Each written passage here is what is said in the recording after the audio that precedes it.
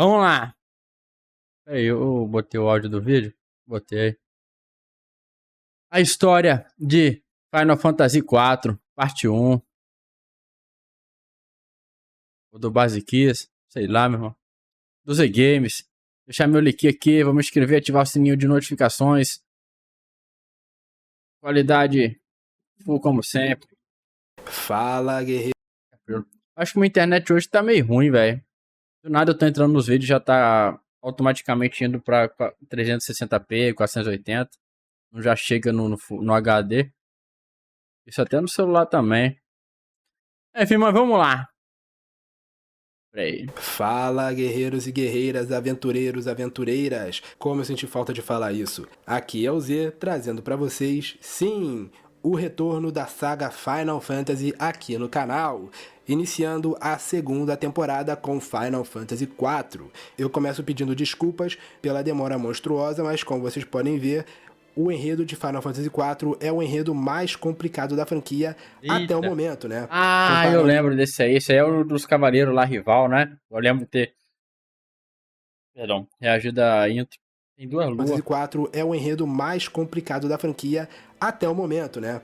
Comparando com os games anteriores, esse é o que possui um enredo mais extenso. E como vocês sabem, eu sou bastante detalhista, então eu não queria passar nada, portanto o meu roteiro ficou enorme e demorou pra caramba pra ficar completo. Enfim, é bem provável que essa história seja dividida em partes, mas pode ficar tranquilos, o roteiro já está completo. Se teremos uma parte 2, não demorará pra sair, isso eu posso garantir pra vocês. Beleza? Bom, antes de começarmos pra valer, que rola uma guerra, né, velho? Que eu sempre gosto de dar antes de começar o vídeo. Se você não conhece o esquema dos vídeos do canal, esse vídeo contará a história completa de Final Fantasy IV, com todos os detalhes e todos os spoilers possíveis. Portanto, se você não jogou o jogo, recomendo que você não veja o vídeo, jogue lá, tenha a sua experiência com o jogo. Tá ligado? Tipo Hellblade, eu tenho interesse em jogar Hellblade pela experiência, tá ligado? É um jogo curto, né? Mas é focado em narrativa, né? Não jogou o jogo, recomendo que você não veja o vídeo, jogue lá, tenha a sua experiência com o jogo e depois volte aqui para assistir. Agora, se você já jogou o jogo e não entendeu direito a história, ou já jogou o jogo e quer ver o vídeo mesmo assim, ou simplesmente você não se importa com spoiler, seja bem-vindo, espero que você curta o que você verá aqui. Outra coisa, apesar do game se chamar Final Fantasy IV, o enredo dele é independente dos Final Fantasy 1, 2 e 3, portanto, não é obrigatório você assistir os vídeos dos games anteriores. Olha aí. Então eu fiz certo em vir pro 4, ó. 1, 2 e 3. Portanto, não é obrigatório você assistir os vídeos dos games anteriores para entender o que acontecerá nesse vídeo aqui. Apesar de eu recomendar bastante, pois os vídeos estão muito bons. Beleza? Então, sem mais delongas, dê um like aí se você gostou da iniciativa, se inscreva no canal e vamos falar de Final Fantasy IV. Final Fantasy IV é um game de RPG desenvolvido e publicado pela Square, lançado em 1991. Falando em jogo de narrativa, velho, desculpa aqui ter pausado. Um que eu tenho vontade de jogar que o pessoal subestima, né, velho? Assim, pelo menos tem uma galera que trata como subestimado. É o tal putz, o cosplay lá de entregador, mano. Caralho, esqueci o nome agora. RPG desenvolvido e publicado pela Square, lançado em 1991 exclusivamente para o Super Nintendo. Mais tarde, ele ganharia versões para o PlayStation, como parte da coletânea Final Fantasy Anthology, WonderSwan Color e Game Boy Advance, Mobile e PSP. Com o tempo, ele também ganharia um remake, lançado inicialmente para o Nintendo DS, mais tarde ganhando versões para o PSP, iOS, Android e PC. Algo que deve ser comentado é que em seu lançamento original para o Super Nintendo, Final Fantasy IV veio... É que muita gente zoa ele, velho, falando que ele é ruim pra caralho, e a galera fala que o jogo é incrível, não sei o que, mas não é porra nenhuma, é chato pra caralho, por causa que é um jogo focado em narrativa, né, velho? A gameplay não é um jogo pra todo mundo, né, velho, ali, realmente. É um jogo focado em história ali, você tem que prestar atenção nos personagens, nos bagulho. Porque realmente gameplay é complicado, tá ligado? Ao ocidente com o nome de Final Fantasy II, o que hoje em dia pode causar certa confusão. Então por isso que eu acho ele subestimado, Final Fantasy II e 3 não haviam sido lançados fora do Japão. Traduções estavam sendo feitas, mas como a Square queria lançar Final Fantasy IV no ocidente junto do Super Nintendo, foi decidido pular os 2 títulos anteriores e lançar o 4º jogo no ocidente como Final Fantasy II, na intenção de não criar confusão com os jogadores ocidentais quanto à ausência dos títulos que não foram lançados fora do Japão. O game só receberia o título original no ocidente a partir da versão de PlayStation 1, quando o verdadeiro Final Fantasy II finalmente saiu oficialmente nesse lado do mundo. A história começa com uma frota de airships, os Red Wings, deixando o reino de Baron rumo a Mysidia, com a missão de tomar-lhes o seu cristal. Liderando a frota está Cecil Harvey, o capitão dos Red Wings e o Cavaleiro Negro, ou seja, o Dark Knight do reino de Baron. A missão é bem sucedida e eles conseguem tomar o cristal de Mysidia, o cristal da água, mas matam muitas pessoas inocentes no processo. Voltando para Baron, não só a tripulação, mas o próprio Cecil estava perturbado com o que eles acabaram de fazer. Afinal, a função de um soldado é receber ordens, mas o que eles fizeram foi longe demais. Eles mataram inocentes e lhes tomaram seu bem mais precioso, algo que a considerada maior tropa de Baron jamais deveria fazer. Cecil tenta manter a postura, dizendo para todos e para ele mesmo que não cabe a eles questionar as decisões do rei. A conversa é interrompida quando a airship é atacada por algumas criaturas conhecidas como Floating Eyes. Cecil os derrota facilmente, mas os soldados se perguntam o que pode estar acontecendo, já que os monstros andam mais agressivos do que o normal. Depois disso, a frota finalmente chega no reino e eles pousam. Chegando ao castelo, Cecil encontra o conselheiro do rei, Baigan, que o saúda e pergunta se ele conseguiu o cristal. Cecil confirma que sim, mas volta a ressaltar que os habitantes de Mysidia não demonstraram qualquer resistência e mesmo assim foram mortos por suas mãos. Baigan não demonstra compaixão por eles e diz para eles irem logo ao encontro do rei. Diante dos portões para a sala do trono, Baigan pede para Cecil aguardar um momento enquanto ele adentra sozinho. Diante do rei, Baigan diz acreditar que a fé de Cecil por ele está começando. Inclusive no Final Fantasy XIV, na cutscene que eu vi lá, velho, aquele carinha que aparece o principal lá das cutscenes lá, né? Inclusive na que eu reagi hoje, não teve ele não. Mas, geralmente, ele usou uma armadura bem parecida com essa daí, velho. Numa das cutscenes que eu vi. Sozinho. Diante do rei, Baigan diz acreditar que a fé de Cecil por ele está começando a enfraquecer. O rei não parece se abalar, elogiando a lealdade de Baigan e dizendo que apenas o cristal é importante. Baigan então chama Cecil e ele entra. Diante do rei, Cecil entrega o cristal da água para Baigan, que a mostra para o rei. Satisfeito, o rei manda Cecil se retirar. Prestes a fazê-lo, o perturbado soldado não consegue mais se conter e pergunta ao rei o que ele busca com essa caça aos cristais. O rei parece ficar ofendido com esse questionamento e, já sabendo que a confiança de Cecil nele está abalada, lhe retira do comando dos Red Wings e rapidamente ele lhe dá uma nova missão. Ele manda ir para o Vale de Mist. Segundo ele, uma criatura está ocupando as fronteiras do local. Criatura essa que é o Eidolon da Névoa. A missão de Cecil é eliminar o Eidolon e entregar um anel para a vila. Anel esse que, segundo o rei, os habitantes saberão o significado. Cecil deve partir para essa missão ao amanhecer. Surge no local Ken, comandante dos dragões de Baron. Ele pede para o rei reconsiderar, alegando que Cecil jamais o trairia. O rei não lhe dá ouvidos e, como punição pelo dragão questionar suas ordens, ele o ordena a acompanhar Cecil nessa missão. Sem mais a dizer, o rei os manda sair e Baigan entrega a Cecil o anel, chamado Carnelian Signet. Expulsos da sala do trono, Cecil se desculpa com Ken por fazê-lo ser punido junto dele. Ken não se incomoda, dizendo que eles matarão o Eidolon rapidamente e em breve tudo será esquecido. Cecil logo retornará aos Red Wings. Vendo que Cecil pode estar cansado da missão em Mysidia, Ken diz para ele descansar enquanto ele faz os preparativos para a missão. Falando novamente com Ken, Cecil comenta que está perturbado, pois ele não treinou para ser um Dark Knight para poder matar e roubar de inocentes. Ken, porém, diz que ele não deve se culpar e que o rei deve ter seus motivos. Eles se lembram da época em que treinavam juntos antes de Ken se tornar comandante. Após essa rápida lembrança, Cecil decide seguir os conselhos de Ken e ir descansar. A caminho para o seu quarto, Cecil encontra Rosa, a maga branca do reino e também sua namorada. Cecil trata Rosa um pouco friamente, mais pelo choque dos acontecimentos recentes do que por qualquer outra coisa. Eu lembro de ela... Caraca, que design é esse também, hein? Enfim. Eu lembro dela estar junto com o outro Cavaleiro Branco, hein? Vai trair o Cecil, velho. trata Rosa um pouco friamente, mais pelo choque dos acontecimentos recentes do que por qualquer outra coisa. Rosa diz que irá visitá-lo em sua torre mais tarde e ele aceita. Mais adiante, a primeira princesa de biquíni Cid, que eu vejo, cara. de airships do reino. Cid fala com Realmente Cécio. princesa, né? Tiara ou coroa, sei lá, foda-se. Vestido longo, né, velho? Aquele padrão princesa, velho. Porra, a primeira princesa calcinha e sutiã que eu vejo, cara. Que isso? Depois de uma conversa casual, ele percebe o desânimo de Cécio e este lhe conta o que aconteceu. Cid diz maga, vai confundir, desculpa aí, velho. Que acha que o rei está estranho, revelando que, recentemente, ele ordenou a construir uma airship altamente armada, como se ele estivesse se preparando para uma guerra. Os cidadãos do reino também estão questionando essa súbita... Então eu acho que não é ela... Pô, será que é ela na cutscene? Então acho que talvez não é nem ela. Então não é ela, não. Sei lá. Tá estranho, revelando que, recentemente, ele ordenou a construir uma airship altamente armada. Mano, sabe o que é foda? Desculpa pausar de novo. É que eu tô tentando pensar assim, pô, será que maga é assim? Só que só tá vindo Fate na minha cabeça, mano. Aí, obviamente, é assim o design, né, velho? Tirando ali, sei lá, Medea, um ou outro ali. Tô tentando pensar em outra obra que não seja sexualizada, mano. Tá difícil.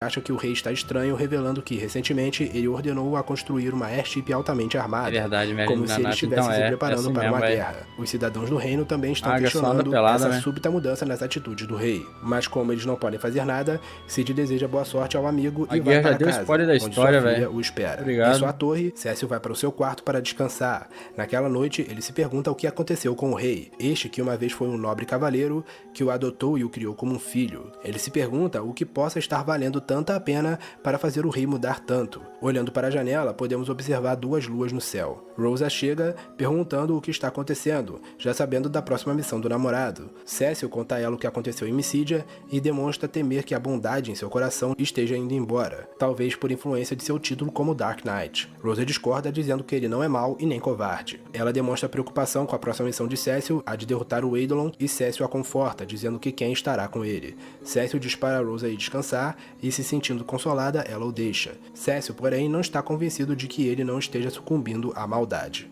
Na manhã seguinte, Cécio e Ken se encontram na saída do castelo.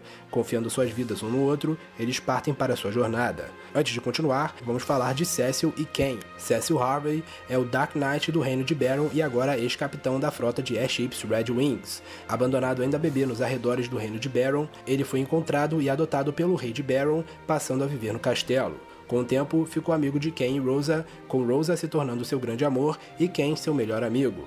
Enquanto Ken e Rosa seguiram os caminhos de seus pais, se tornando um Dragoon e uma White Mage respectivamente, Cécio treinou para ser um Dark Knight a pedido do próprio rei. Após anos de dedicação e treinamento, ele se tornou um dos melhores soldados de Baron, sendo mais tarde nomeado capitão dos Red Wings. Agora, após a fatídica missão em Missídia, ele passou a questionar as ordens do rei, além de suas próprias funções e seu altruísmo. Isso resultou no rei o retirando do cargo de capitão e lhe dando essa missão de derrotar o Eidolon em Mist. Agora ele busca realizar essa missão como uma forma de redenção. Ken Highwind é filho do antigo comandante dos Dragoons, Richard Highwind. Seu pai morreu quando ele era criança e depois disso ele passou a ser criado. Ah não, agora por aqui dá pra ver melhor, porque o design em pixel é pica, meu irmão. Esse daí que é o vacilão, cara, é o Caim, então é o Ken, né? O Caim, Ken.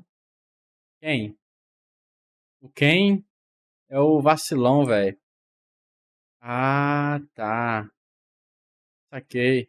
Richard Highwind. Seu pai morreu quando ele era criança e depois disso ele passou a ser criado pelo rei de Baron, ao lado de Cécio. Inicialmente um rival para Cécio, Ken não gostava muito dele por considerá-lo um menino mimado pelo rei. As lutas entre os dois eram constantemente separadas por Rosa. Com o tempo, eles se tornariam grandes amigos e Ken desenvolveria sentimentos amorosos por Rosa. Sentimentos esses que não foram correspondidos, uma vez que Rosa iniciou um relacionamento amoroso com Cécio. Inicialmente, o rei queria que Ken treinasse para ser um Dark Knight como Cécio, mas Ken preferiu seguir os passos do pai e se tornar um Dragoon. Após a morte de Richard, os Dragoons quase foram desfeitos, mas a dedicação de Ken foi o suficiente para reerguer a tropa Dragoon, e ele logo se tornou o novo comandante dos Dragoons. Se você já jogou ou viu meu vídeo de Final Fantasy II, deve ter reparado nas coincidências dos nomes. Afinal, Richard Highwind, ou Ricard em algumas traduções, é o dragão que lutou ao lado dos heróis de Final Fantasy II e morreu enfrentando o Imperador Mateus. No game também temos um jovem chamado Ken que Rikard pretendia adotar. O fato de que, em Final Fantasy IV, também existir um Ken que é filho de um Rikard Highwind e que também é um Dragoon, é para muitos a prova viva de que Final Fantasy II e Final Fantasy IV se passam no mesmo universo. O fato dos dois games também possuírem lugares com os mesmos nomes, como Mysidia, por exemplo, também ajuda nessa teoria. Pode até ser que sim, mas até o momento nada disso foi confirmado pela Square. Até onde se sabe, o Rikard e o Ken de Final Fantasy II são versões diferentes do Richard e Ken de Final Fantasy IV. Em contrapartida, o garoto de Final Fantasy II só receberia o nome Ken em versões posteriores ao lançamento de Final Fantasy IV, ou seja, a Square aparentemente deseja manter essa teoria viva. Enfim, deixo isso para a interpretação de cada um e vamos agora continuar com a história. Chegando na caverna que leva ao Vale de Mist, Cecil e Ken começam a ouvir uma voz mandando-os ir embora. Conforme avançam, eles começam a suspeitar de que a voz possa pertencer ao Eidolon. Ao chegarem à saída da caverna, eles começam a ouvir a voz novamente, insistindo que eles se vão. Eles se recusam e o responsável pela voz finalmente se mostra, se revelando ser o Eidolon da Névoa, o Mist Dragon. Cecil e Ken enfrentam o Dragão da Névoa e depois de muito esforço conseguem derrotá-lo. Com o Eidolon derrotado, eles saem da caverna e vão à vila. Chegando lá, porém, o anel dado a Cecil pelo rei começa a brilhar. Dele saem diversos bombs que atacam e queimam toda a vila. Em pouco tempo, a vila estava em chamas e muitas pessoas acabaram morrendo. A dupla percebe que foi mandada ali para aquele propósito, e isso deixa Cecil irado. Pouco depois, eles avistam uma menina chorando diante do corpo morto de sua mãe. Ela comenta que a mãe morreu quando o Mist Dragon morreu também. Quem comenta que ouviu falar desse tipo de gente, os Summoners. Essa história de Final Fantasy é sempre trágica, né, velho? Quando o Eidolon vinculado ao Summoner morre, o Summoner também morre. Ou seja, ao matarem o Mist Dragon, Cecil e Ken também mataram a mãe daquela criança. Ao ouvir isso, a menina fica furiosa e Cecil tenta se desculpar. Ken percebe que o rei os enviou ali para eliminar os Summoners e chegou a ameaçar matar a menina, já que aparentemente ela é a única sobrevivente. Cecil impede, afinal ela é apenas uma criança. Ken pergunta se Cecil irá trair o rei e Cecil responde que uma pessoa que faz esse tipo de coisa não é nenhum rei para ele. Ken concorda dizendo que não vai desgraçar o nome dos dragões seguindo o rei de Baron. Eles começam a planejar os próximos movimentos para se oporem a Baron, que possui a maior frota militar do mundo, chegando a cogitar se aliar a outras nações e até mesmo chamarem Rosa. Sobre a garota, eles decidem levá-la com eles, mas ela se recusa a ir com eles, o que culmina em uma luta. A garota usa suas habilidades de Summoner para invocar o Titã, e como resultado, uma enorme fenda na Terra é formada, separando o Mist da outra região do continente. Cecil recobra a consciência com a menina desacordada ao seu lado. Ele não encontra Ken em nenhum lugar. Sem poder fazer mais nada a respeito, Cecil pega a garota e a leva para a cidade mais próxima, Kaipo. Ele leva a garota para repousar e ser tratada no hotel da cidade. Algum tempo depois, a garota acorda e Cecil tenta conversar com ela, mas ela não está disposta a falar com o homem responsável pela morte de sua mãe. Algumas horas depois, à noite, um general e alguns soldados de Baron adentram no hotel em busca da garota. O general afirma que o rei ordenou que todos os habitantes de Mist deveriam ser mortos, incluindo a garota. Cecil se recusa a entregá-la e enfrenta os soldados. Cecil derrota os soldados e a garota passa a confiar nele. Ela pede desculpas por ter feito ele lutar contra aqueles soldados e Cecil diz que não há nada para ela se desculpar, principalmente depois do que ele fez. Finalmente, a garota decide revelar seu nome, demonstrando que agora confia nele. Seu nome é Rydia. Como já vimos, ela é a última sobrevivente dos Summoners da vila de Mist. Vivia pacificamente com sua mãe, até que um dia a sua mãe morreu, devido ao fato de que o Eidolon vinculado a ela, o Mist Dragon, foi morto também. Pouco depois, a vila foi atacada pelos bombs, liberados de maneira não intencional por Cecil e Ken, matando a todos que ela conhecia. A princípio, Rydia viu Cecil e Ken como inimigos e chegou a enfrentá-los usando seu próprio Eidolon, o Titã. Essa luta resultou no Titã, provocando um terremoto que fez uma fenda no chão separando-os de Ken.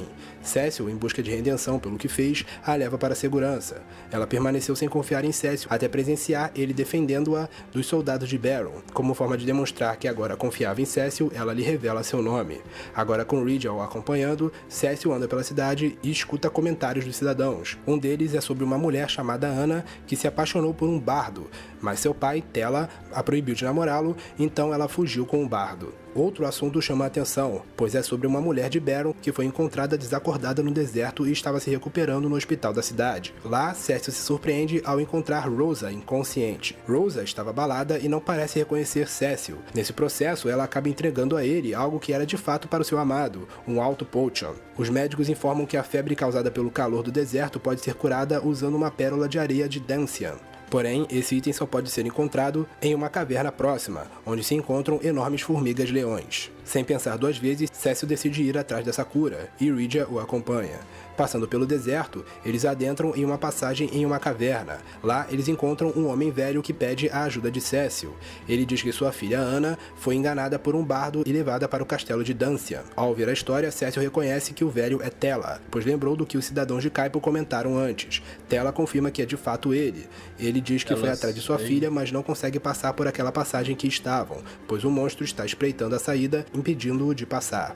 Ele pede a ajuda de Cécio e Rydia para derrotar o monstro. Como eles também estão indo para Dancian, eles aceitam ajudar. Tela é um Sage, um mago com conhecimento de todo tipo de magia, porém aparentemente ele se esqueceu de muitas das magias que ele conhecia no passado, provavelmente devido à idade. Tela é super protetor com relação à sua filha Ana, e como dito, a proibiu de namorar um bardo quem ela conheceu e se apaixonou. Revoltada, Ana fugiu com o bardo para Dancian e Tela foi atrás dela. Não conseguindo sair da passagem que leva a Dancian, ele acaba conhecendo Cécio e Rydia, que aceitam ajudá-lo. Agora, na companhia de Tela, os heróis avançam na caverna até que encontram um lugar apropriado para descansarem. Enquanto Rydia dorme, Cécio e Tela conversam, contando suas respectivas histórias. Vendo que ambos estão ali para ajudar entes queridos, Tela diz que sente que eles têm pouco tempo e devem rapidamente derrotar a criatura que bloqueia a saída e chegarem a Dancian. Depois de muito avançar, eles chegam ao fim da caverna e Tela diz que o monstro está logo adiante próximo à cachoeira. Depois de avançar mais um pouco, eles finalmente confrontam o tal monstro, o Octomamut. O trio enfrenta o monstrão e consegue derrotá-lo. Com o monstro derrotado, o trio consegue sair da caverna. Ao se aproximarem de Dancian, porém, eles avistam os Red Wings bombardeando o reino, deixando-os preocupados. Adentrando no castelo de Dancian, praticamente todos os soldados estão mortos ou morrendo. Os heróis não podem fazer nada para ajudá-los. Para o desespero de Tela, sua filha Ana estava entre os feridos. O bardo ao qual ela havia se apaixonado também aparece, aparentemente sem nenhum ferimento grave. Ao vê-lo, Tela se enfurece, o culpando pelo que aconteceu, e parte para cima dele. O bardo tenta se explicar, mas Tela não lhe dá ouvidos. A confusão é interrompida por Ana, que pede para que os dois parem. Ana revela então que o bardo, chamado Edward, é na verdade o príncipe de Dancian, e que na verdade ele se vestia como bardo para não chamar atenção enquanto andava fora do castelo. Ela se desculpa por ter fugido de casa e revela que não conseguiria continuar sem a bênção de Tela. Ela estava prestes a voltar para casa quando os Red Wings atacaram. Edward diz que os Red Wings agora são liderados por um homem chamado Golbez, que segundo ele possui uma força além da compreensão humana. Cécio pergunta o que eles queriam ao atacar Dancian, e Edward revela que eles levaram o Cristal do Reino.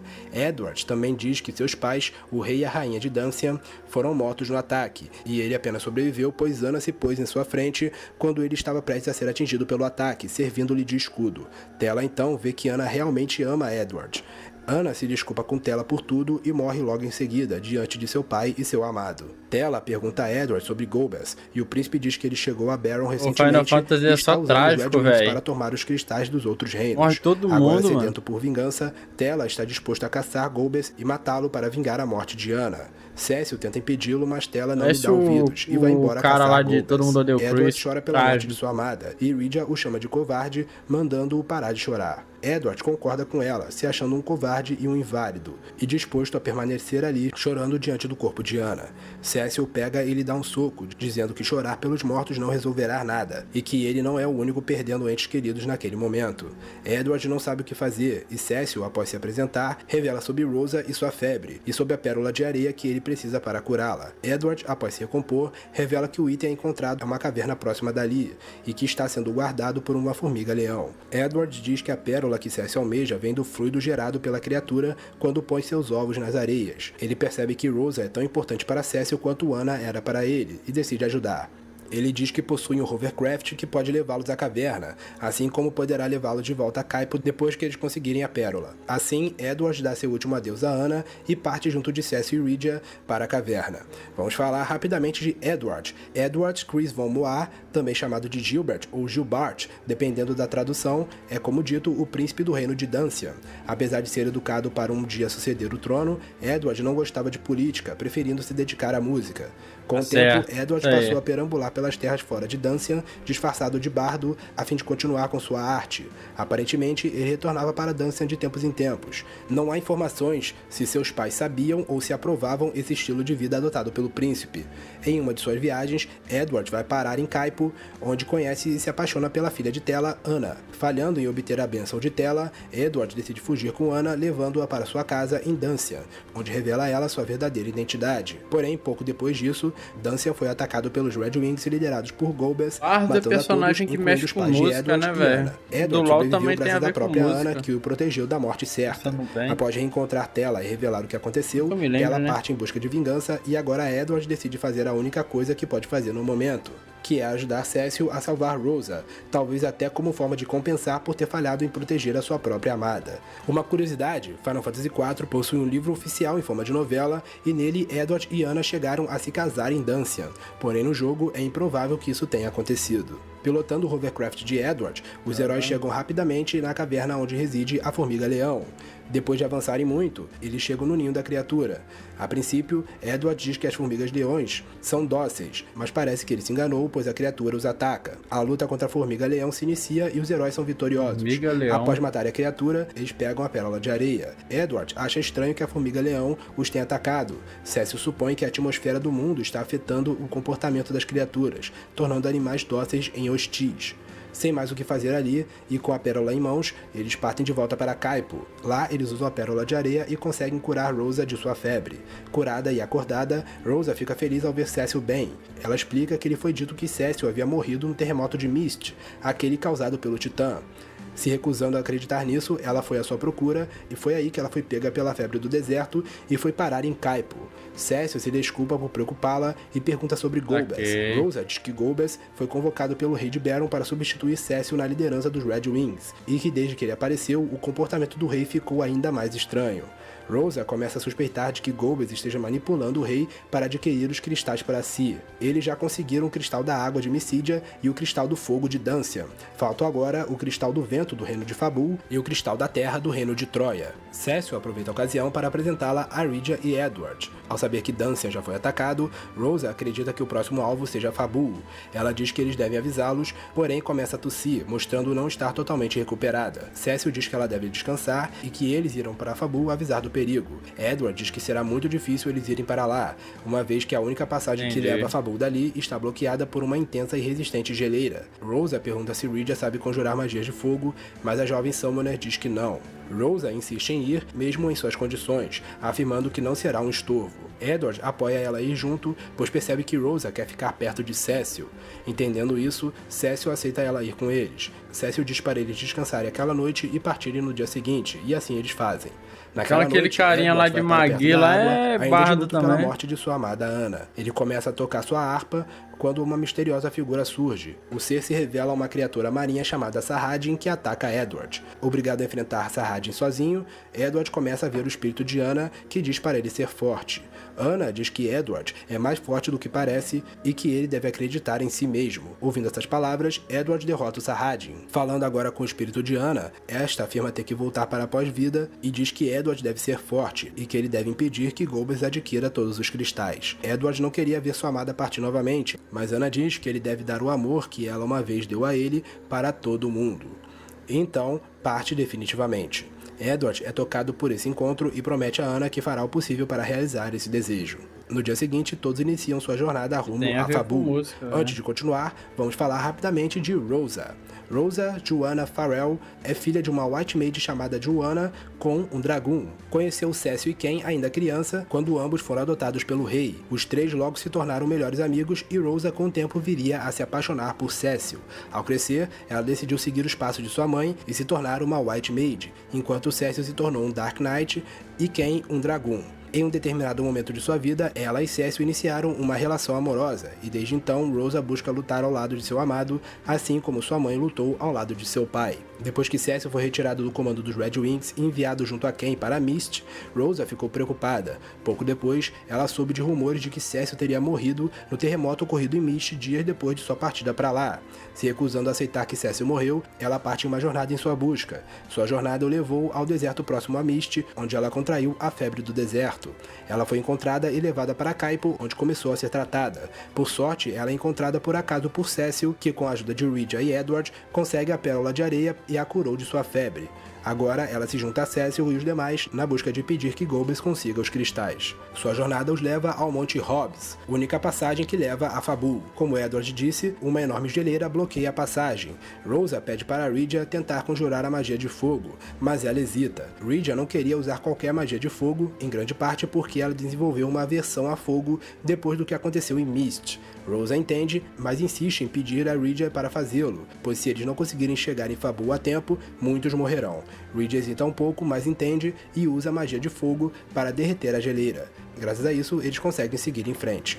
Mais adiante, eles avistam um monge de Fabul enfrentando monstros. O monge consegue eliminar a maior parte dos monstros, sobrando apenas um Mon Bomb.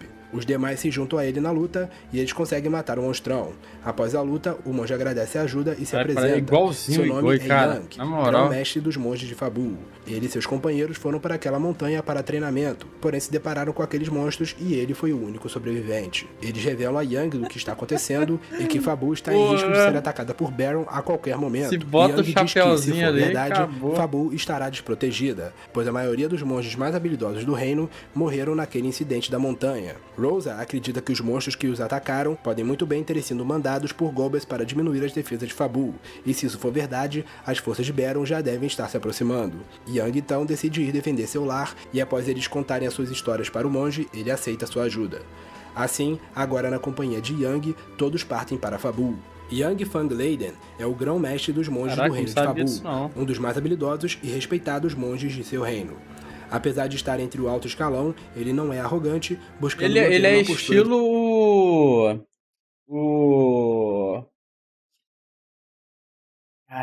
Lee Sin, cara. disciplinada e respeitável. Yang estava treinando com seus companheiros no Monte Hobbs quando eles são cego. atacados por poderosos monstros, que mataram a todos, exceto Yang, que sobreviveu graças à ajuda de Cécio e os demais. Após saber que Baron mira no cristal de seu reino, Yang agora parte para defendê-lo. Chegando em Fabul, Yang fala com o rei, que a princípio não acredita quando os heróis avisam sobre o perigo iminente. Apenas quando Edward, que já o conhecia, revela o que lhe aconteceu, que o rei se convence. Assim, os heróis se preparam para contra-atacar. Yang, Cécio e Edward vão ajudar nas linhas de frente, enquanto Rosa e Rydia se encarregam de ajudar os curandeiros. Não demora muito para o ataque começar e o confronto ocorrer. Os heróis lutam como podem, mas começam a ser pressionados e forçados a recuar para dentro do castelo. Eventualmente, os heróis acabam recuando até a sala do trono, a qual estava agora vazia, pois o rei foi movido para um lugar seguro junto às mulheres e crianças. A porta estava trancada, mas um dos monges acaba destrancando, revelando ser um monstro disfarçado. Agora, com os monstros adentrando em peso na sala do trono, o trio não vê outra escolha a não ser recuar para a Câmara do Cristal. Se preparando para defender o cristal a todo custo, eles são surpreendidos quando quem aparece lá não são os monstros, mas sim Ken. Porém, para a surpresa de Cécio, Ken está ali para enfrentá-lo, o desafiando para um duelo. Confuso, Cécio é obrigado a enfrentar o seu amigo. Cécio acaba derrotado e Ken estava prestes a dar o golpe final. Quando chegam no local, Rosa depois disso daí ele vai se A purificar. presença de Rosa faz Ken hesitar, como se algo o incomodasse. Chega então Golbez.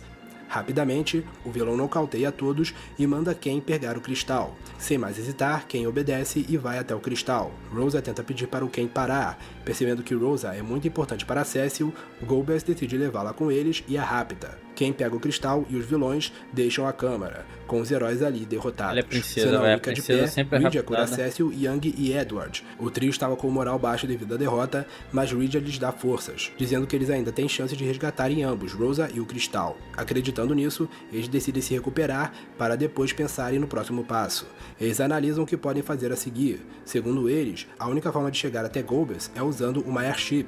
Porém, o único capaz de lhes ajudar com isso é Cid, que está em Baron. Acreditando que o reino esteja altamente protegido, Cécio acredita que a única forma de invadi-lo será pelo mar. Sendo assim, Young diz que pedirá ao rei para ceder um barco. Ele aproveita para perguntar sobre quem, e Cecil diz sobre ele e sua promessa de enfrentar Baron juntos. Entendendo a situação, eles decidem descansar para assim partirem no dia seguinte. Assim, no dia seguinte, eles falam com o rei, que agradecido pela ajuda dos heróis, concede de bom grado um barco para eles usarem. Ele ainda dá a Cecil uma espada que já pertenceu a um Dark Knight que visitou Fabul no passado. Segundo o rei, ele deve tomar cuidado, pois a lâmina de um Dark Knight é feita para a escuridão. Logo, ela não foi feita para enfrentar o mal. Cecil aceita a espada, chamada Deathbringer, e eles partem para o barco. Eles se despedem da esposa de Young e embarcam. Conhecendo a tripulação, eles partem para Baron. Enquanto velejam, Cecil recapitula o que eles devem fazer em Baron, no caso, resgatar Cid, e Edward demonstra medo do que os espera. No entanto, sua jornada é interrompida pelo surgimento de uma criatura marinha que os marinheiros chamam de Senhor das Águas, o Leviatã.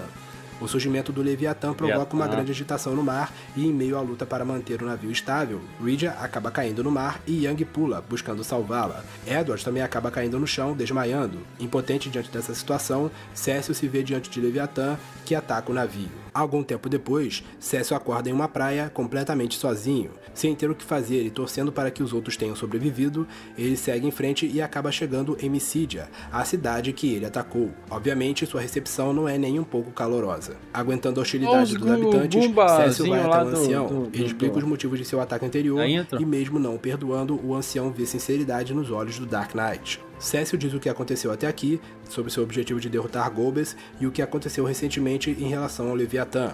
O ancião alega que isso faz parte de um teste que foi imposto sobre Cecil. Ele ressalta que, enquanto Cecil portar a espada negra, ele não conseguirá derrotar o mal que ele confronta. Conforme ele for usando essa magia negativa, a escuridão irá dominar a sua alma. O ancião diz que, se Cecil realmente quer se redimir e enfrentar Golbez, ele deve ir ao Monte Ordeals, localizado a leste dali. Cecil não parecia disposto a fazer isso, temendo por Rosa, mas o ancião diz que ele deve fazer, pois sua responsabilidade é maior do que imagina, e para concluir seus objetivos, ele deve trocar uma lâmina de trevas por uma lâmina de luz. Assim que ele possuir uma espada de luz, ele se tornará um paladino, um guerreiro da virtude. Porém, o caminho não será fácil, muitos tentaram trilhar esse caminho e pereceram. Cecil, porém, parece disposto a arriscar. O ancião, então, decide providenciar 2 companheiros para ele. Ele chama por Palon e Poron, e surgem no local 2 crianças, um menino e uma menina. São irmãos gêmeos e magos em treinamento, mas o ancião alega que são muito habilidosos e serão de grande ajuda em sua jornada. Com isso, está tudo preparado para eles irem. Palon e Poron, como dito, são irmãos gêmeos, crianças e aprendizes de magos. Aprendendo magia desde muito pequenos, aos 5 anos de idade foram deixados aos cuidados do ancião de Mysidia, e são considerados alunos exemplares. O menino é Palon, e é aprendiz de Black Mage. A menina é Poron, e é aprendiz de White Mage. Agora, ambos foram encarregados pelo ancião de acompanhar Cecil em sua jornada ao Monte Ordeals. Chegando no Monte Ordeals, o trio avança até que eles encontram uma grande quantidade de fogo, Mage é mais que é dissipado por Palon. Enquanto isso, em outro lugar, Golbez, ao lado de Ken e da capturada Rosa, chama por uma criatura chamada Scarmiglione. Vendo Cecil como ameaça, o vilão manda Scarmiglione para o Monte Ordeals para impedir que Cecil se torne um paladino.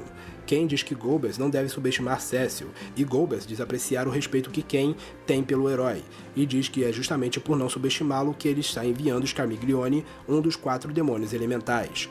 Ken continua a protestar, dizendo que ele é quem deveria matar Cecil, mas Golbez diz que ele deve tomar conta de Rosa.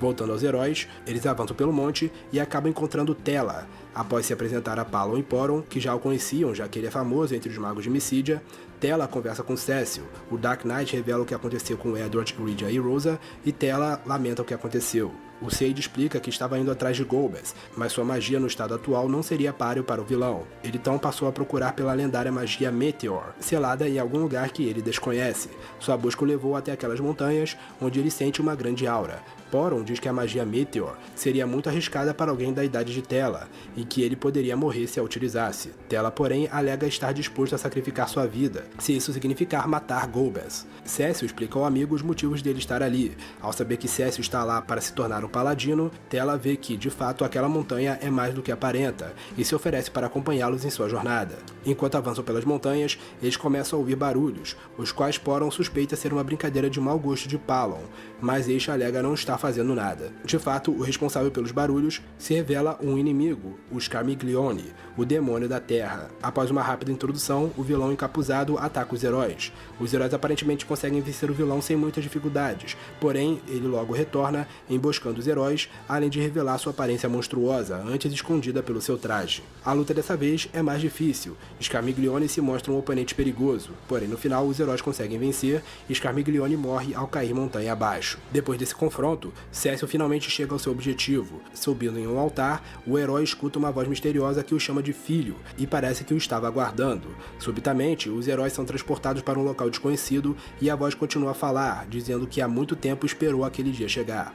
O dono da voz diz que uma tragédia está ocorrendo e para acabar com ela, ele entregará a Cécio a sua luz. Porém, ele diz que ao fazer isso, o dono da voz estará se condenando a uma grande tristeza.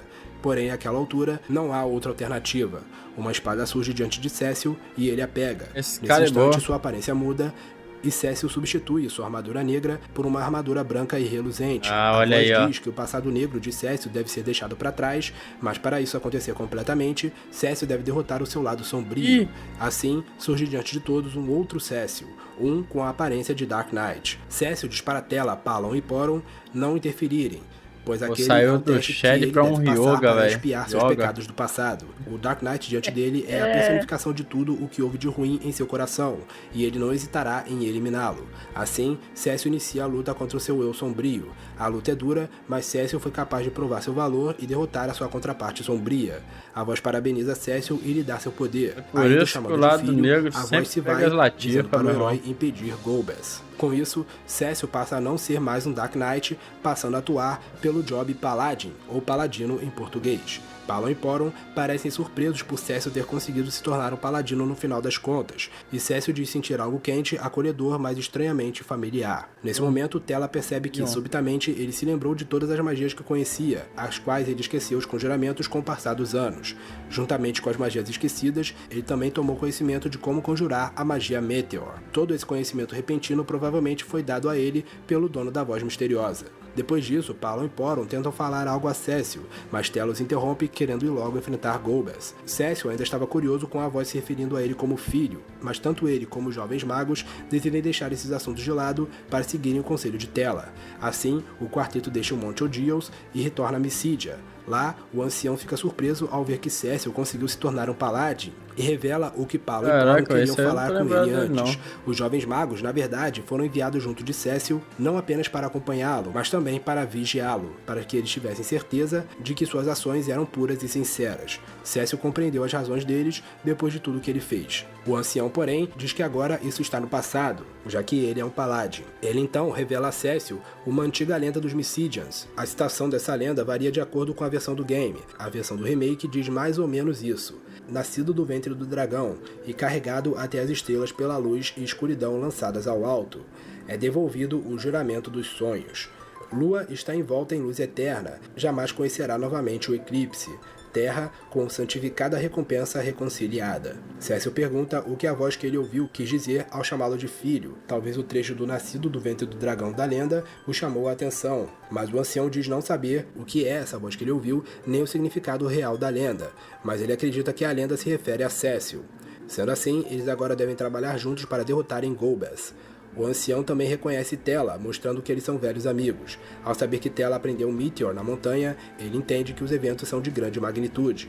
Ao saber também que Tela busca vingança pela morte de Ana, ele tenta divertir o amigo a não seguir com pensamentos negativos, e que usar Meteor naquelas condições poderá matá-lo.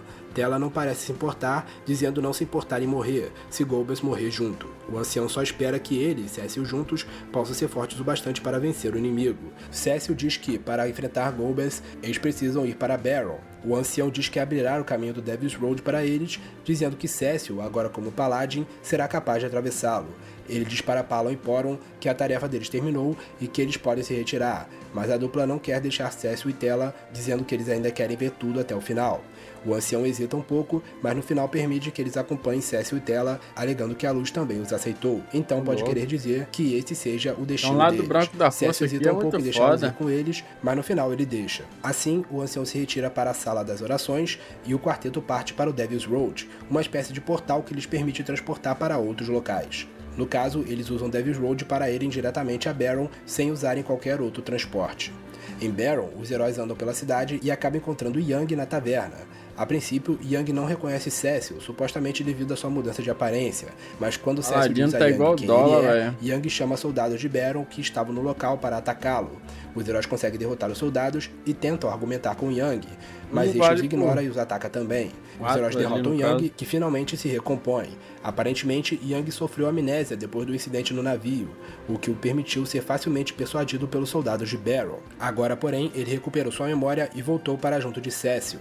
Depois da confusão esclarecida, os heróis passam a noite no hotel, aproveitando para atualizar Yang dos eventos recentes. Depois das apresentações, eles pensam em como adentrar no castelo de maneira sorrateira.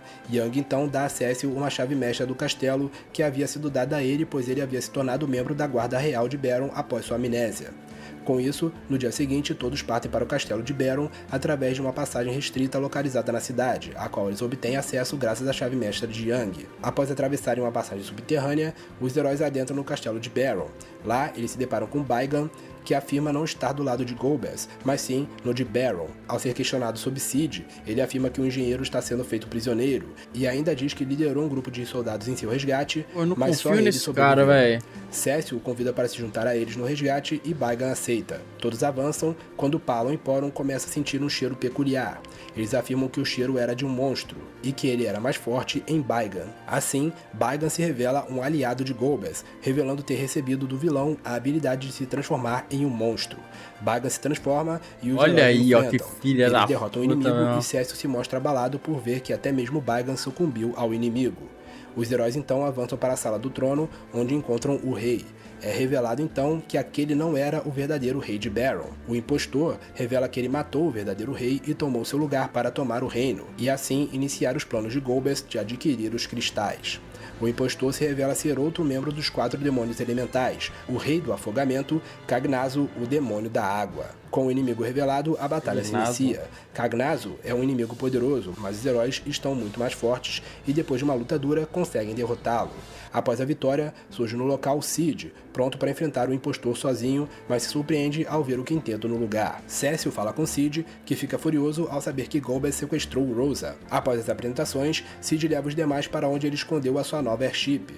No caminho, porém, os heróis acabam caindo em uma última armadilha preparada por Cagnazo, em caso de sua morte. O corredor em que eles estavam é trancado e as paredes começam a se mover, buscando esmagá-los. Diante do esforço de todos em impedir isso, Palom e Poron decidem se sacrificar. Eles se despedem de todos e usam a magia Break para petrificarem seus próprios corpos, impedindo assim as paredes de continuarem se movendo. Todos ficam surpresos e chocados. Pô, na moral, esse aqui é o mais trágico até agora, velho. Pô, tá todo mundo morrendo. O velho ainda vai morrer, tá? O Tela ainda vai rodar. Jovens usando a magia Exuna, mas de nada adianta. As crianças se sacrificaram para que os adultos pudessem seguir em frente.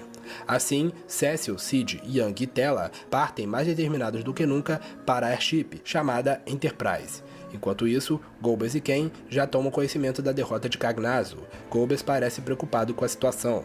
Ken então apresenta um plano. Ele sugere que eles façam Cecil ir atrás do último cristal para eles, alegando que irão trocá-lo pela nada demais, porque a gente tá vendo resumo agora, acompanhando ali. Às vezes o moleque deve ser até carismático, tá ligado? Que eles façam Cecil ir atrás do último cristal para eles, alegando que irão trocá-lo pela Rosa. Porém, quando a troca supostamente ocorrer, eles os eliminam e pegam o cristal. Golbez gosta da ideia e Ken se prepara para ir apresentar os termos. Rosa tenta argumentar com Ken, mas é em vão. De volta aos heróis, Cid conduz os demais até o seu esconderijo secreto, onde ele manteve escondido a sua nova airship, a Enterprise. Sem hesitação, Cid liga a nave e eles levantam voo. Cid estava se preparando para partir quando eles avistam outra airship. Trata-se de Ken. Cid fica surpreso ao ver que Ken está do lado do inimigo, mas Cecil segura o amigo e pergunta por Rosa. Ken então oferece Rosa em troca do cristal da Terra localizado no reino de Troia. Todos ficam surpresos com a oferta e Ken, sem esperar pela resposta do antigo amigo, vai embora afirmando que voltará a contatá-los quando eles tiverem o cristal. Se sentindo encurralado, Cecil não vê outra alternativa, a não ser eles irem para Troia. Assim, eles traçam um curso para lá. Antes de continuar, vamos falar rapidamente sobre Cid. Cid Polendina é o engenheiro-chefe de Baron, especializado em airships. Ele é o responsável por toda a frota aérea do reino, inclusive os Red Wings. Tornou-se um amigo, praticamente um tio, para Cecil, Rosa e Ken, quando o trio ainda era criança. Ele também tem uma filha que vive preocupada com ele e seu senso por aventuras. Recentemente, musculoso pra caralho, maluco. Que agora sabemos que é um impostor, a trabalhar em uma nova e mais poderosa airship, a qual ele batiza de Enterprise. Porém, quando ele percebeu que o rei estava agindo estranhamente, ele decide esconder a airship e se recusar a revelar a sua localização. Isso resulta nele sendo preso e acusado de traição. Quando Cécio e os demais atracaram o castelo, Sid conseguiu se libertar e se juntar a eles. E agora, ele está junto de Cécio e os demais na luta contra Golbez. Chegando em Troia, os heróis vão ao castelo e conversam com as Zeboptes, que são 8 irmãs clérigas que governam Troia. Elas revelam que o Cristal da Terra já foi roubado, mas não por Golbez, e sim por um elfo negro. Além disso, os heróis ficam sabendo que um homem que se dizia príncipe de Dancian estava ali para avisar a todos sobre um potencial ataque de Baron. Chegando no quarto de hóspedes, eles encontram Edward. O príncipe estava fraco e acamado, mas não escondia sua vontade de lutar e sua felicidade ao ver seus amigos vivos. Ao ver que Tela estava presente, ele se desculpa pelo que aconteceu com Ana, e Tela parece perdoá-lo. Cécio relata a Edward tudo o que aconteceu até aqui, inclusive o roubo do Cristal da Terra pelas mãos de um elfo negro.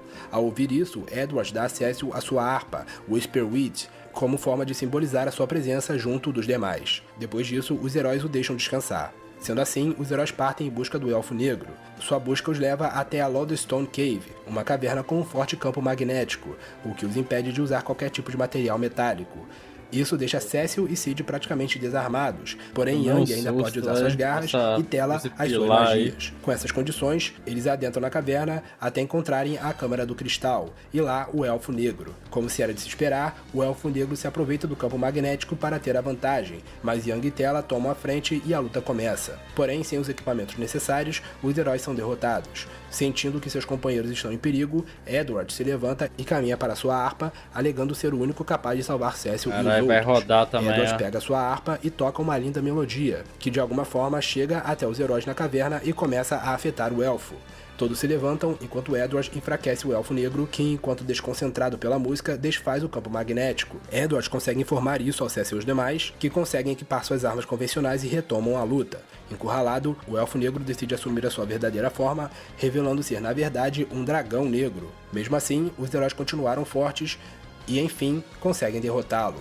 Assim, o dragão negro é eliminado e os heróis recuperam o Cristal da Terra. Retornando a Troia, eles falam com Edward, agradecendo-o pela ajuda. Cécio pergunta como Edward sabia que aquela música afetaria o elfo, e Edward explica que ele aprendeu sobre aquela música há muito tempo enquanto viajava como bardo. A melodia servia para afastar o mal, então ele deduziu que poderia afetar o elfo negro de alguma forma. Edward começa a tossir, preocupando os demais. Então a finalmente reconhecendo como o amor de sua falecida filha, Tela promete que irá vingar a morte de Ana por eles dois. Cécio complementa dizendo que Edward tem mais coragem do que imagina e o príncipe demonstra entender o que a Ana queria dizer para ele naquela ocasião. Edward então volta a descansar e os demais vão falar com as Zepoptes. Em meio aos agradecimentos pela recuperação do cristal, o momento é interrompido pela voz de Ken. Se comunicando à distância com todos, ele manda Cécio retornar à Enterprise, afirmando que irá levá-los até a torre onde se encontra a Rosa. Como Cécio e os demais se mostraram confiáveis ao recuperar o cristal, as Zepoptes concordam em emprestá-lo a eles. Com isso, o grupo deixa o castelo e retorna à Enterprise. Rapidamente, Ken chega perguntando do cristal. Ao comprovar que eles estão com ele, o vilão diz que Rosa está na torre de Zot e manda os demais o seguirem. Assim, as duas airships vão para lá.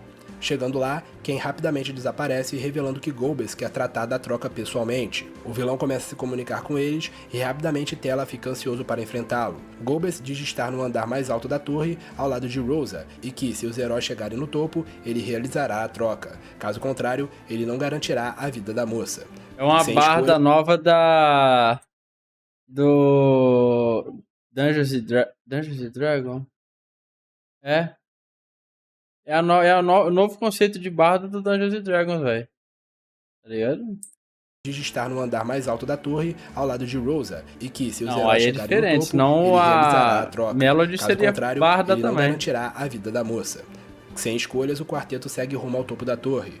Após muito andar, os heróis se deparam com 3 mulheres chamadas Sandy, Cindy e Mindy, que se denominam Magos Sisters, servas de Barbaricha, a Imperatriz dos Ventos. As irmãs afirmam estar ali para tomar o cristal deles, e uma luta começa. O quarteto enfrenta as Magos Sisters, e após uma luta difícil, as irmãs são derrotadas. Os heróis seguem em frente até finalmente ficarem cara a cara com Goebbels e Kain. Goebbels exige o Cristal da Terra, e Cecil, na esperança de resgatar Rosa, o entrega. Como esperado, Goebbels mente e recusa libertar Rosa assim que toma posse do Cristal. Tela, que já não aguentava mais estar diante do assassino de sua filha sem fazer nada, decide tomar uma atitude e parte sozinho para cima de Goebbels. Tela usa as magias mais poderosas de seu conhecimento até finalmente ser capaz de carregar a magia Meteor. Os demais tentam impedir o mago, mas o mesmo não lhes dá ouvidos, disposto a dar a própria vida se isso significar matar Goebbels. Assim, foi feito. Tela solta a magia Meteor, derrotando Goebbels. No entanto, mesmo enfraquecendo, a magia não foi forte bastante para matá-lo.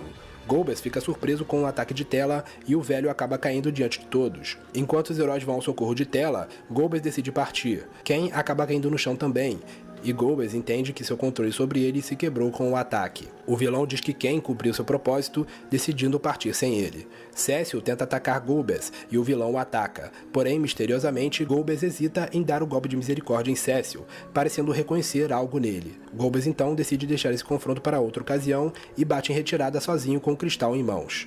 Yang e Sid vão socorrer o amigo, o pai dele, velho. E eles rapidamente voltam sua atenção à Tela. O velho mago estava fraco demais e reconheceu que foi um erro de se deixar ser consumido pelo ódio. Ele pede para seus amigos vingarem a morte de Anna e morre logo em seguida. Cecil, Yang e Sid lamentam a morte de Tela e juram que vingarão as mortes de ambos, ele e Anna. Depois da tragédia, Cecil volta sua atenção ao desacordado Kain. Ele retoma a consciência, mostrando que, esse tempo inteiro, ele estava sendo controlado por Goebbels. Kain lamenta tudo o que fez, pois apesar do controle mental, ele estava consciente e via tudo o que estava fazendo a Cecil e Rosa. Eles rapidamente voltam sua atenção a Rosa e Kain começa a guiá-los para onde ela está. Cecil então consegue libertá-la antes que uma armadilha em seu cativeiro a matasse. Após a reunião emocionante do casal, Kain lamenta novamente tudo o que fez. Não conseguindo olhar Rosa nos olhos, ele afirma que nem tudo o que fez foi culpa do controle mental de Goebbels. No fundo, ele queria Rosa ao seu lado. Tentando ignorar esse detalhe, ambos, Rosa e Cecil, convidam Kain a se juntar a eles na luta contra Goebbels. E o mesmo aceita, agradecendo os dois por perdoá-lo. Assim, agora com Rosa e Kain entre eles, os heróis se preparam para deixar a torre. Quando surge diante deles Barbaricha, o demônio dos ventos, e uma dos 4 demônios elementais que servem a Goebbels. Kain e Barbaricha têm uma discussão, mostrando que eles já não se davam bem, nem quando Kain era controlado. Assim, Barbaricha parte para cima dos heróis e uma difícil luta se inicia. Após uma batalha complicada contra a chamada Imperatriz dos Ventos, os heróis saem vitoriosos. Barbaricha morre, lembrando-os que ainda existe um demônio elemental. Cara, já dizia o ditado. Ditado não, né? Um exemplo que eu vi no... Não vou falar isso aqui, não vai ser muito polêmico, cara. Mas eu vou falar assim, vai, mas é polêmico pra caralho. Não que eu concorde com isso. Eu vi um cara assim, digamos que os mosquitos são os homens, tá ligado? Os homens. O cara pegou... Eu não lembro o que era, velho. Enfim, pegou um bagulho lá, um negócio de comer, né? E embrulhou. Os mosquitos não fizeram nada. Mas aí depois ele desembrulhou e os mosquitos tudo foram lá comer, tá ligado? Aí do nada botaram lá uma mulher vestida e uma mulher não vestida. Tá ligado? Os heróis saem vitoriosos. Barbaricha morre, lembrando-os que ainda existe um demônio elemental a ser enfrentado. Com sua morte, a torre começa a desabar. Faz uma Sem crítica, tempo para sair da torre por meios convencionais, foda. Rosa decide usar a sua magia teleporte e assim retira todos da torre. Os heróis estão em Baron, no quarto de Cecil. Como o rei impostor se foi, Baron provavelmente é seguro de novo. Kain, então, fala com os demais sobre os cristais. Teoricamente, Goebbels agora possui todos. Os cristais do fogo, terra, água e vento. Porém, Kain afirma que há mais cristais a serem adquiridos. Sid, então, se lembra que as lendas mencionavam mais cristais. Trata-se dos cristais negros. Os 4 cristais que agora estão sob posse de Goebbels são os cristais da luz, e cada um possui uma sombra, ou seja, uma contraparte na escuridão. Se as lendas são verdadeiras, existem na verdade 8 cristais, 4 cristais da luz e 4 cristais negros. Segundo Kain, não apenas as lendas são verdadeiras, como Goebbels está nesse momento se dirigindo para tomar posse dos cristais negros. Os heróis então devem agir o mais rápido possível para chegarem até esses cristais antes de Goebbels. Kain então explica que os cristais negros se encontram nos cantos mais profundos do submundo. Kain também afirma que ouviu Goebbels dizer que, uma vez que todos os cristais forem reunidos, o caminho para a Lua irá se abrir. Ken não soube explicar o que o vilão quis dizer com aquilo, mas ele sabe que os cristais são a chave para o que for que seja o objetivo de Golbez. Ele dá a Cecil uma Magma Stone, uma pedra de magma que, segundo Ken, deve ser levada a um lugar específico e oferecida como tributo. Somente assim o caminho para o submundo será aberto para eles. Sobre onde é esse lugar, Ken não sabe dizer. Sid então diz que todos devem partir para a Enterprise.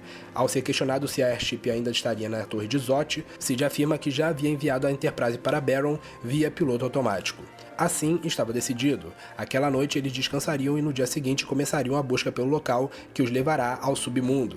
Cecil rapidamente se lembra do momento em que Golbez hesitou em atacá-lo, mas quando Rosa pergunta o que o perturbava, ele decide deixar para lá. Assim, todos descansam e no dia seguinte partem em busca da entrada para o submundo. Antes de sair, passando pela sala do trono, Cecil começa a ouvir uma voz. Surge no trono então o verdadeiro rei de Baron. Cecil fica surpreso ao ver o verdadeiro rei ali. Sem explicar sua presença, o rei diz apenas para Cecil retornar para aquela sala depois que ele tiver visitado a terra em que os Eidolons vivem. Assim, ele também poderá lhe dar sua força. Logo depois ele some, deixando Cecil confuso. Depois dessa cena, Cecil se junta aos outros e eles partem para a sua jornada. Acabou, velho. Muito bom, muito bom. Pô, esse toquinho aqui tá me lembrando muito Top Gear, cara, ó.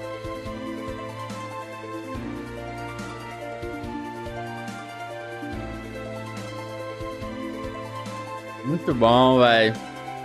Vai ter outro canal aqui. Tentáculo Tube.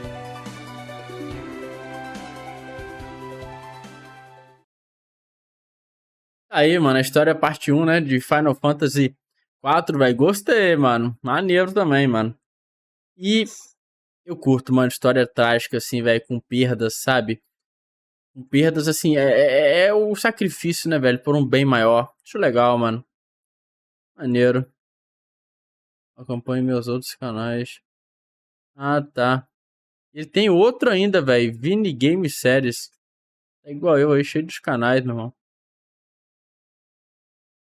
Bom demais, velho. Gostei de acompanhar aí. Mas deixa eu só voltando nisso aqui pra me ver o negócio, velho. 4 com todo. Esse vídeo contará ao vídeo se você, antes de começarmos pra valer, tem aqueles avisos que eu sempre deixo. Completo, se é provável que essa história seja dividida em partes, mas caramba, pra ficar completo. Portanto, o meu roteiro. Ah, não, é verdade, velho. Ela. O design dela mesmo, velho. Puta la madre. Ficou enorme e demorou pra caramba pra ficar completo. Enfim, é bem provável que essa história seja dividida em partes, mas pode ficar tranquilo. Saquei, maneiro, velho. Muito bom, foi engano meu mesmo. Deixa a maga usar um biquíni. Não, maga pode, né? Fazer o quê?